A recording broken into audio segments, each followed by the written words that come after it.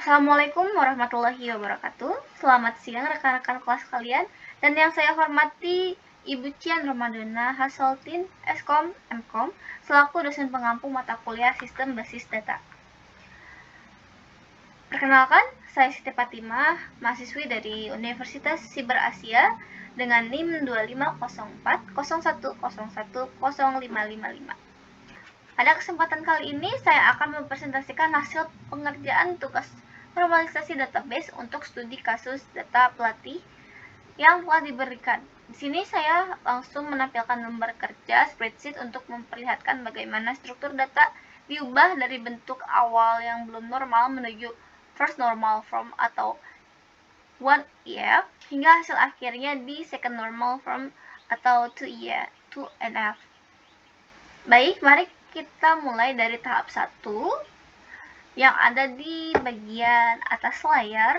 Jika kita melihat soal asli dari buku tabel tersebut memiliki beberapa baris kosong pada kolom kode peserta dan nama peserta.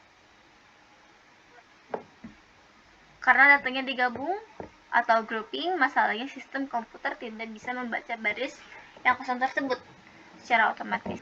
Oleh karena itu, pada tahap 1NF ini syarat utamanya adalah data harus bersifat atau bernilai tunggal di setiap baris. Langkah yang saya lakukan dengan mengisi semua kotak yang kosong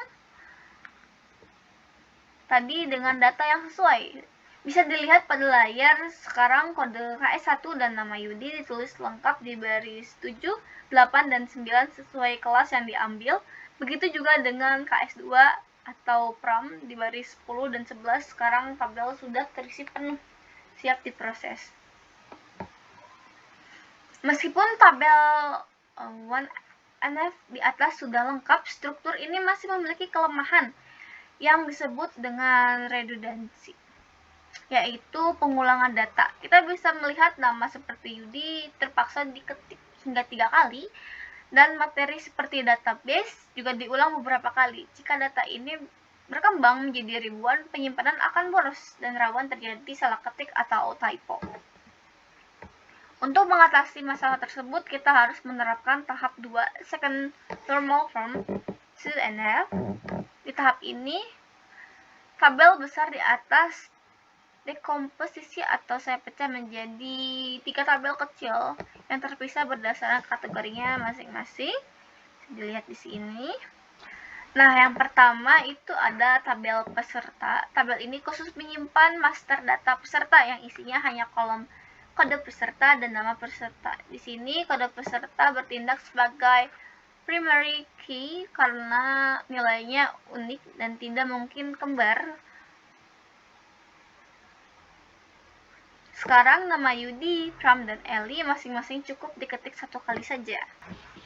Lalu kita bergeser ke tabel kedua. Ada tabel pelatihan yang khusus kolomnya berisi tentang kode pelatihan sebagai primary key, dan jenis pelatihan sama seperti sebelumnya, materi seperti database, web, dan sistem operasi kini hanya ditulis 1 kali. Dan yang terakhir di sebelah kanan adalah tabel status kelulusan. Tabel ini berfungsi sebagai jembatan yang menghubungkan kode peserta dan kode pelatihan untuk mencatat hasil akhirnya, yaitu lulus atau gagal. Dengan memisahkan menjadi 3 tabel terstruktur seperti ini, database kita menjadi jauh lebih efisien, ringan, dan aman dari error. Sekian paparan dari saya mengenai proses normalisasi database dari data awal hingga menjadi bentuk 2NF yang efisien. Terima kasih atas perhatiannya, dan jika ada tanggapan atau pertanyaan dari Ibu Cian maupun dari rekan-rekan sekalian, saya persilahkan.